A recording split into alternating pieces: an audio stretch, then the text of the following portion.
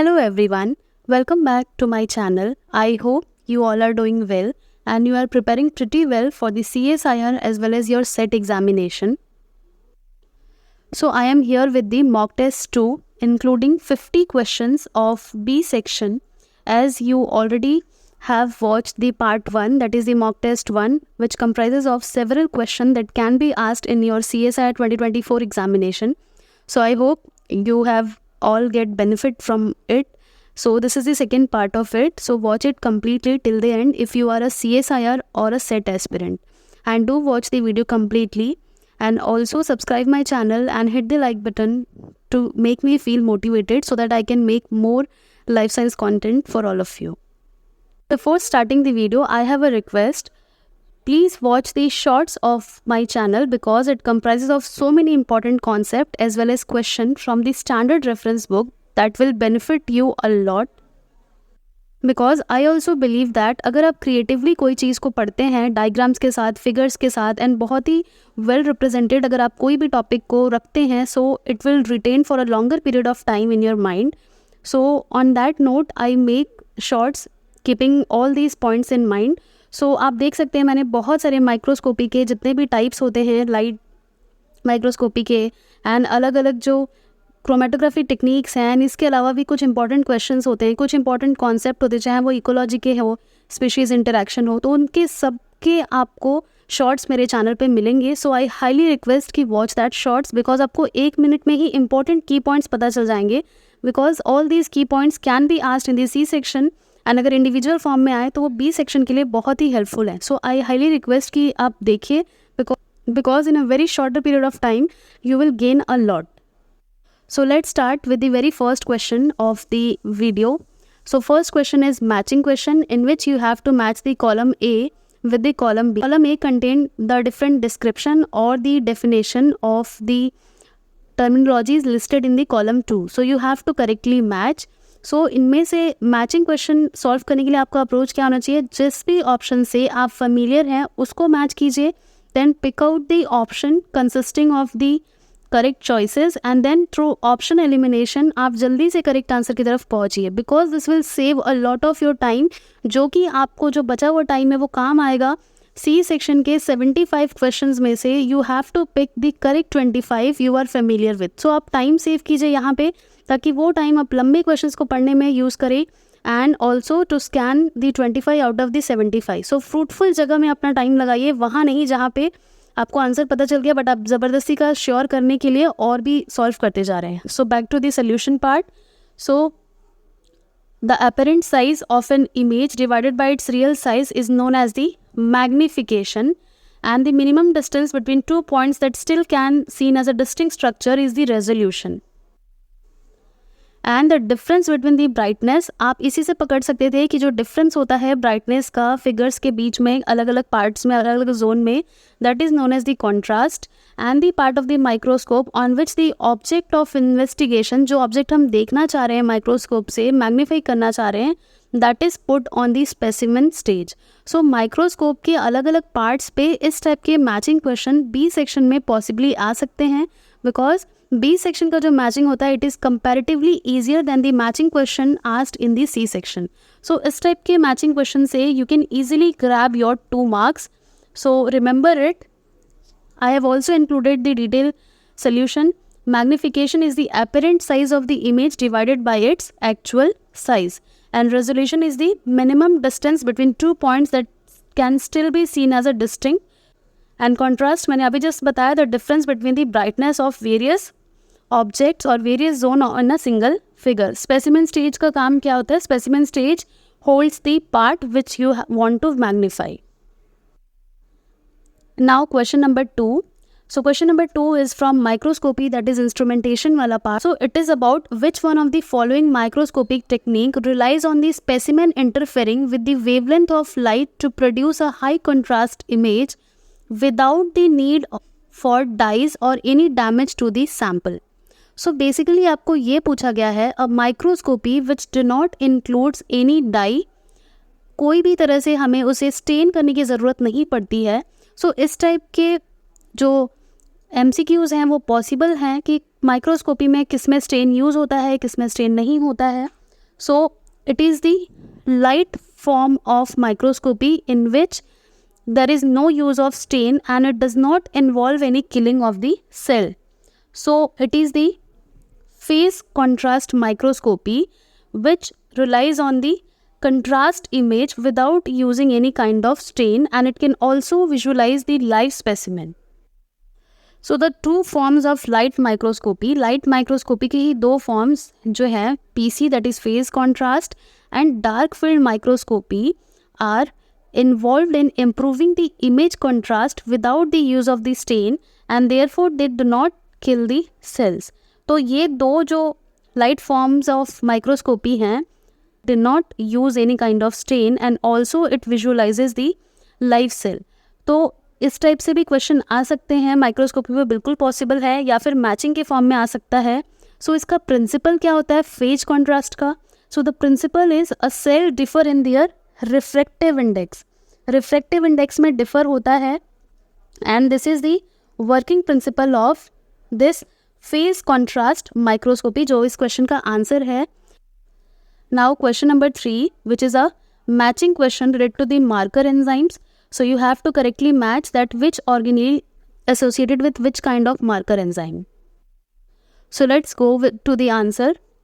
So the lactate dehydrogenase is associated with the cytosol marker enzyme. यानी जो lactate dehydrogenase है, it is a marker enzyme for the cytosol. And acid phosphatases are found in the lysosome, and the glucose 6-phosphate is the marker enzyme for the microsomes.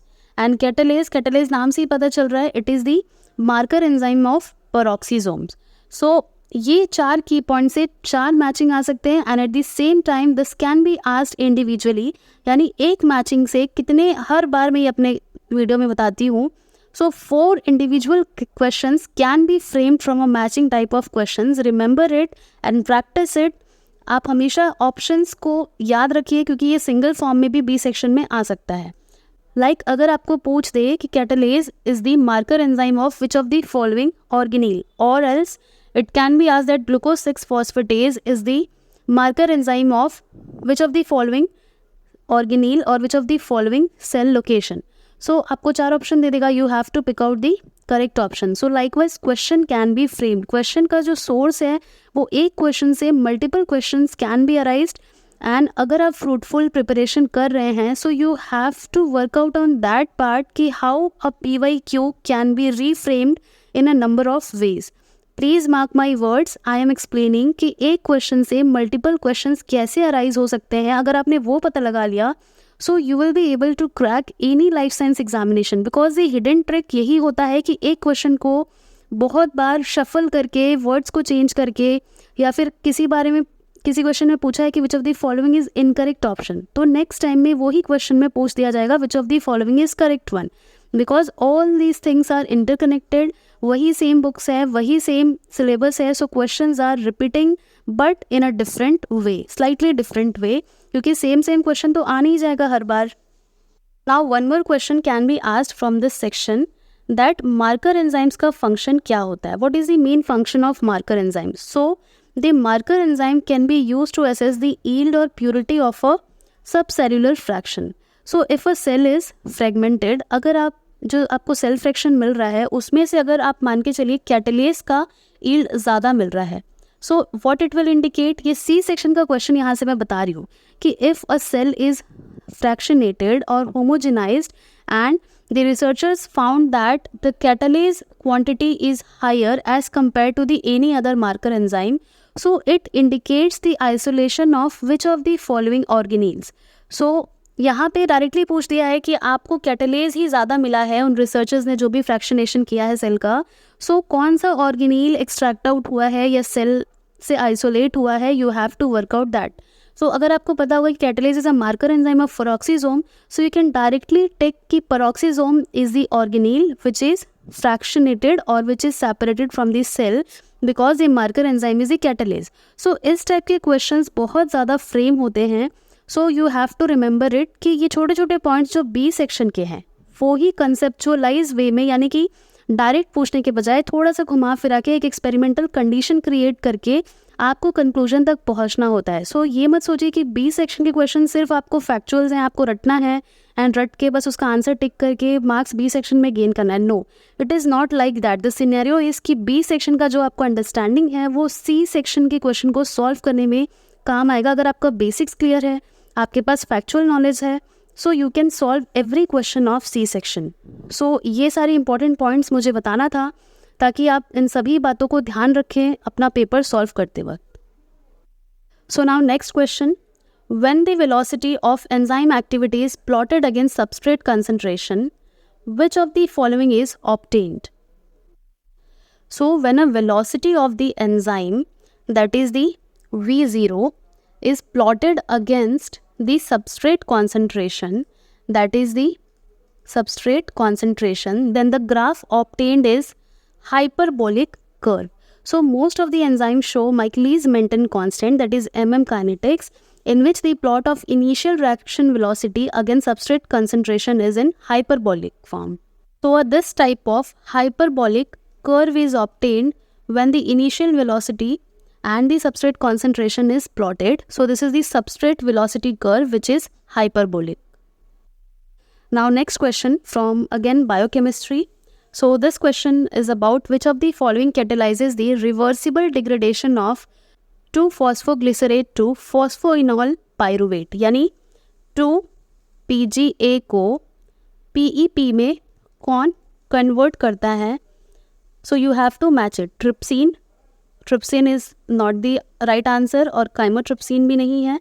You must be confuse in the enolase and hexokinase. And अगर आपने glycolysis का pathway पढ़ा है, so you will be able to work out that it is the enolase which is responsible for the catalytic conversion of the 2-phosphoglycerate to phosphoenol pyruvate, that is PEP. Now I wanted to share that अगर आपने glycolysis का pathway छोड़ा है, अभी तक आपको tough लगता है करके आपने नहीं पढ़ा है, so my tip is don't skip it. Glycolysis का जो 10 स्टेप रिएक्शन होता है, वो 10 स्टेप रिएक्शन में कौन कौन से एंजाइम्स यूज़ होते हैं एंड कहाँ पे क्या चीज़ ईल्ड होता है, क्या चीज़ का लॉस होता है, कहाँ पे एनर्जी लॉस होता है, कहाँ पे ईल्ड होता है. You have to work out on that because उसके बेसिस पर question is very much possible कि बी सेक्शन में आए या इधर सी सेक्शन में आए. So don't miss the glycolysis वाला पाथवे. आप बस वो 10 स्टेप वाला फ्लो चार्ट ही बार बार देखिए एंड बेसिकली कौन से एंजाइम्स यूज़ होते हैं किस स्टेप को कैटेलाइज करने के लिए, that is very much important along with its inhibitor. Glycolysis के कौन कौन से इनहिबिटर्स हैं जो किस स्टेप ऑफ एंजाइम को इनहिबिट करते हैं, दैट इज़ टोटली इंपॉर्टेंट. सो एक क्वेश्चन से और कैसे क्वेश्चंस बन सकते हैं, अगर आपने वो वर्कआउट कर लिया सो आप बहुत ज़्यादा अच्छी प्रिपरेशन करते जा रहे हैं. Now next question from the ecology part. The sexual reproduction may be more prevalent among the tropical species because. So जब भी क्वेश्चन आता है इकोलॉजी के सेक्सुअल रिप्रोडक्शन के रीज़न पे, सो it is very much obvious कि वेरिएशन प्रोवाइड करता है sexual reproduction and therefore the correct answer is sexual reproduction is more prevalent because it allows for variation in the species. And the correct and the obvious reason of this question is, यहाँ पे पूछा गया है कि sexual reproduction is more dominant or more prevalent in the tropical species. और sexual reproduction की ज़रूरत क्यों पड़ती है? Because the genetic variation makes the offspring more difficult to identify by its natural enemies. अगर एसेक्सुअल रिप्रोडक्शन होगा so the offspring will be cloned, यानी सब सेम दिखेंगे, सो वो एक दूसरे से क्या होंगे, डिस्टिंग्विश नहीं होंगे. एंड अगर एनिमी का अटैक होता है so all will be crashed. But due to sexual reproduction बहुत सारा वेरिएशन आ जाता है स्पीशीज़ में एंड देयरफॉर वो एनिमीज से क्या होते हैं, अलग से पहचान में नहीं आते because all are different from each other. So therefore variation is needed to avoid the unwanted competition in the crowded tropical environment or ecosystem. जो tropical ecosystem होता है that is very much crowded, and to stand out and to avoid the competition, the variation is needed and sexual reproduction favored the variation. Now one more question which is very much important, that is the Mullerian mimicry. सो ये जो question है वो Mullerian mimicry पे भी आ सकता है and it is possible कि बेट्सियन mimicry पे भी क्वेश्चन इस बार आ जाए. So in my channel there is already a video of Mullerian mimicry and the Batesian mimicry in detail. So I will tag it here, you can watch it. बहुत detail में मैंने बताया with all the possible example that can be asked in your exam. So go and watch that video and solve the question. यानी कि Mullerian mimicry में क्या होता है, जो अनपैलेटेबल स्पीशीज़ होता है, यानी कि जो बहुत वेनमस होता है, अनपैलेटेबल और venomous, that will resemble the another species, यानी कि जो अलग अलग स्पीशीज़ हैं दैट आर वेनमस और अनपैलेटेबल, उनका जो रिजेंबलेंस है, जो ऑब्जर्वेशन है, जो दिखने में वो कैसे दिखते हैं, वो सेम होता है. सो दैट अगर एक स्पीशीज़ को भी कहीं पे वो स्पॉट हो तो दूसरे उसके से मिलता जुलता अगर दूसरी जगह में स्पॉट हो तो तुरंत ही समझ जाए कि ये भी अनपैलेटेबल है या वेनमस है. सो इनमें से कौन सा ऑप्शन करेक्ट होगा? सो it is the sharing of a colouration with other species indicating they are all distasteful and poisonous. Now next question from ecology, because ecology से बहुत ही अलग अलग बहुत डाइवर्सिटी देखने को मिलता है ecology के questions में. So the question is about the production of chemicals by some plants to prevent the establishment of competitions near is an example of. So overgrowth competition, interference competition, exploitative competition और territoriality. यानी कि जब भी कोई plant certain kind of chemicals release करता है, so to avoid the competition within nearby species, so this is an example of the interference competition.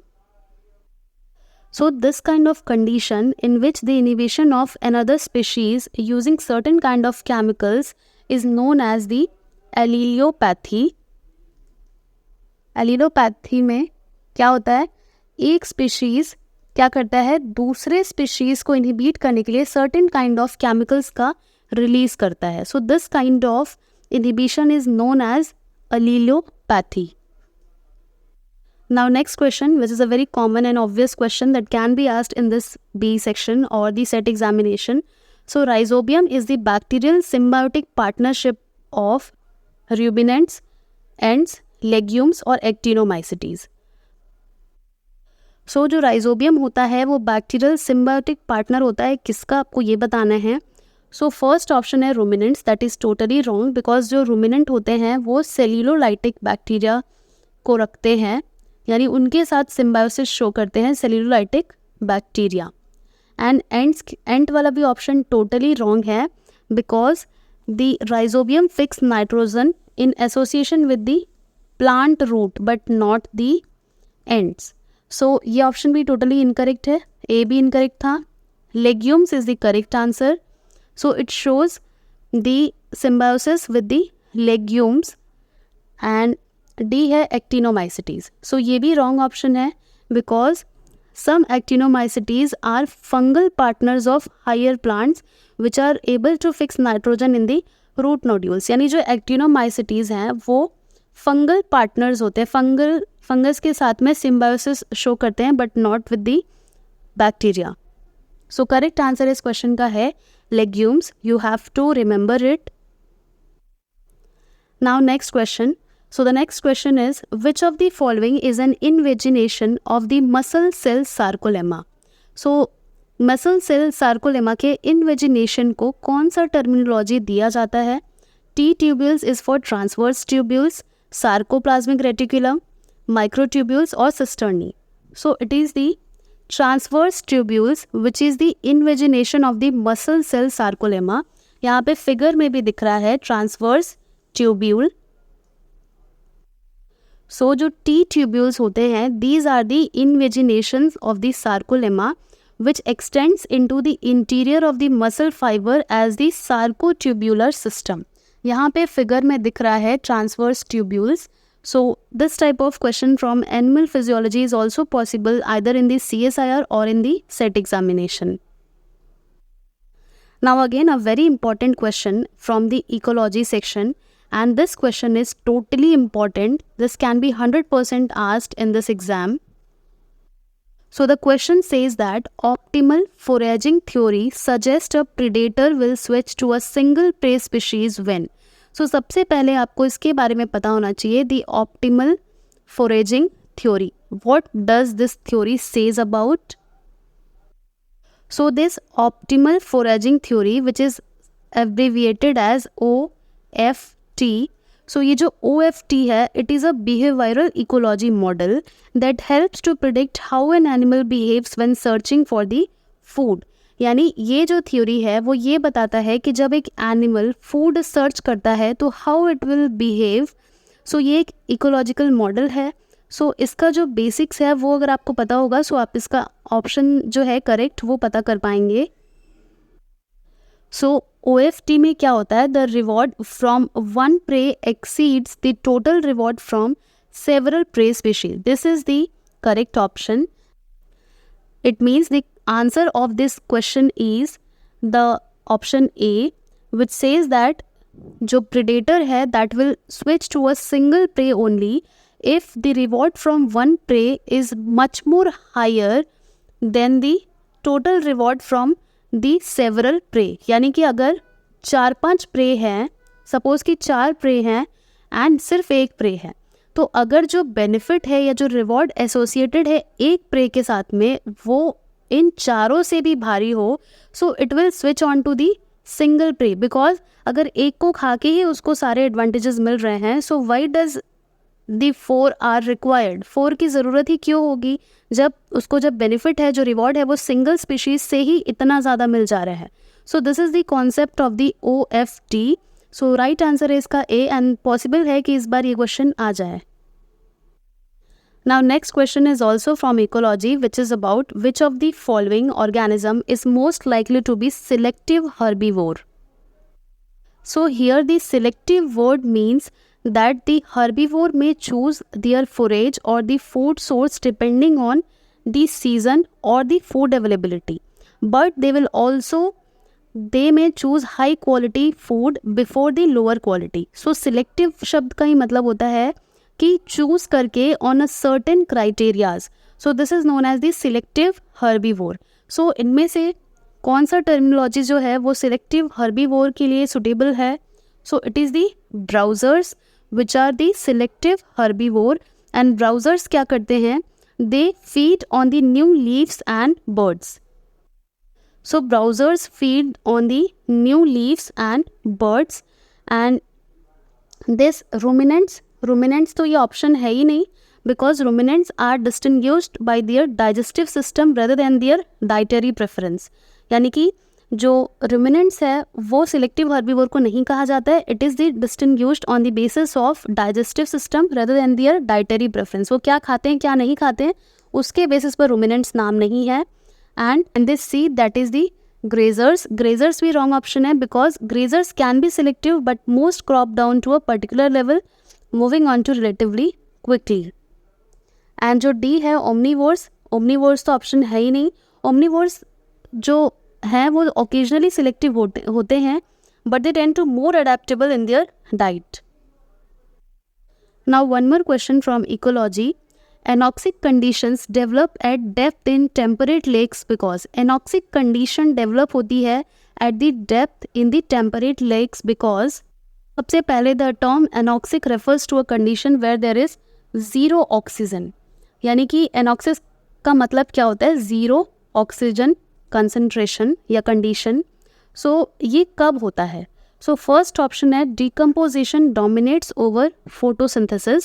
So this is totally correct option. जो anoxic condition होता है that is due to the decomposition over the photosynthesis.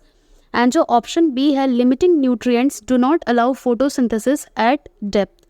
ये option wrong है because nutrients हैं वो that are mostly unlikely to be limiting, यानी कि वो कम नहीं होते हैं डेप्थ में. In most lakes since the sediments represent the major sink, यानी जो सेडिमेंट्स होते हैं वो तो डेप्थ में ही होते हैं. So this option is incorrect because nutrients कम नहीं होते हैं डेप्थ में, इसीलिए बी ऑप्शन जो है वो इनकरेक्ट है. And the C option water do not get overturned so the oxygenated water from above does not reach the bottom. This is also totally wrong because the water do get overturn, यानी overturn होता है water में in the winter in temperate lakes. और ये कब नहीं होता है? This is principally in the summer. इसीलिए सी ऑप्शन इनकरेक्ट था. एंड डी है lower waters are to cold for photosynthesis. ये भी रॉन्ग ऑप्शन है कि जो नीचे का वाटर होता है वो बहुत ज़्यादा ठंडा होता है। And D option is also incorrect because अगर ऐसा होता सो जो फोटोसिंथेसिस है वो सिर्फ शैलो लेक्स में होता, but this is not the case, so option D is also wrong and the correct option is option A. One more question from biochemistry. Which one of the following is unfavorable for protein folding? Hydrophobic तो responsible है, van der Waals forces responsible नहीं है, यानी इसका correct option है option 2. The conformational entropy as well as the hydrogen bonding all contributes to the protein folding. So इसमें odd one out क्या था? Van der Waals interaction that is not responsible for the protein folding. Now one more question which is very much important from biochemistry only. So the question is, which statement is correct for globular protein? It always contain only alpha helix? No. Always contain only beta sheets? No. Contain more reverse turn? No. So option क्या है? It contains a alpha helix, beta sheet and reverse turn. Globular protein में ये तीनों ही चीज़ें present होती हैं and इसका मैंने shorts भी upload किया था what is globular protein. So इस टाइप के questions B section में possible हैं. Which of the following is the odd one out type question? जो मैं हमेशा कहती हूँ कि odd one out हमेशा आ सकते हैं. So elastin, collagens and proteoglycans all are associated with the extracellular matrix and it is only the spectrine that is the odd one out. Spectrine जो है वो RBC के membrane protein से associated है, but elastin, collagens, proteoglycans जो है वो ECM है, extracellular matrix के component है. Now one more odd one out question. Odd one out question जो है वो हर बार आते हैं, सो थोड़ा सा दिमाग लगा के आप उसका आंसर निकाल सकते हैं. So question is which of the following cell do not reside in the extracellular matrix? So the options are mesenchymal stem cell, fibroblast, hepatocytes and adipose cell. So ये जो मेसेनकाइमल स्टेम सेल है, fibroblast है and adipose cell है, all this A, B and D are the extracellular matrix component, but the hepatocytes or the liver cell is odd one out and this is not the part of the ECM. And hence the correct answer is hepatocytes. One more odd one out question. So question is, which one of the following is the odd one out? Mitochondria, hydrogenosomes, glycosomes or mitosomes? So it is the glycosome that is the odd one out because mitochondria, hydrogenosomes and mitosomes all are evolutionarily related because all are the degenerated form of the mitochondria, but glycosomes क्या है? It is a microbody. Now one more important point from where so many question like exhaustive number of question can be framed from this particular slide, that is the antibiotics mode of action. So this can be asked that which of the following antibiotic works through the inhibition of the cell wall synthesis? So it is the cycloserine, vancomycin, bacitracin, penicillin, cephalosporin and many more.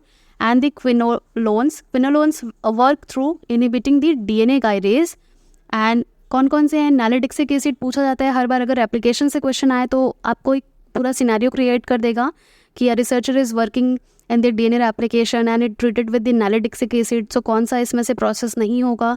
सो इस type की चीज़ें question में पूछी जा सकती हैं. And also कौन सा फॉलिक एसिड मेटाबॉलिज्म को इनहिबिट करता है and which of the following inhibits particularly the 50S of the ribosome सब यूनिट और द 30S, एंड कौन सा जो है वो tRNA को ही इनहिबिट करता है, that is the puromycin.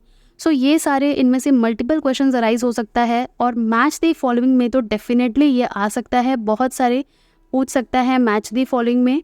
So I will suggest कि ये वाले साइड का स्क्रीनशॉट लेके आप रेगुलर बेसिस पे एक बार रिवाइज करें बिकॉज 4 to 6 मार्क्स से क्वेश्चन यहाँ से उठ सकते हैं. अगर ये बी में आएगा तो 2 मार्क्स का एंड अगर सी में आएगा तो मैचिंग में आएगा तो 4 मार्क्स का. So if you want to gain 2 + 4 = 6 marks, यानी कि 2 नंबर का आएगा या तो 4 नंबर का आएगा या अगर दोनों में से ही आ गया अलग अलग, so you have to remember it. So ये वाले स्लाइड का you can take screenshot. Now one more question which is about which of the following enzyme catalyzes a reaction that introduces reduced nitrogen into a cellular metabolism. So it is the bacterial glutamine synthase enzyme which catalyzes the reduced nitrogen into a cellular metabolism. और वो आज का video आपको अच्छा लगा हो तो if you like this hit the like button and subscribe my channel for more such videos and you comment if you like. Thank you so much for watching.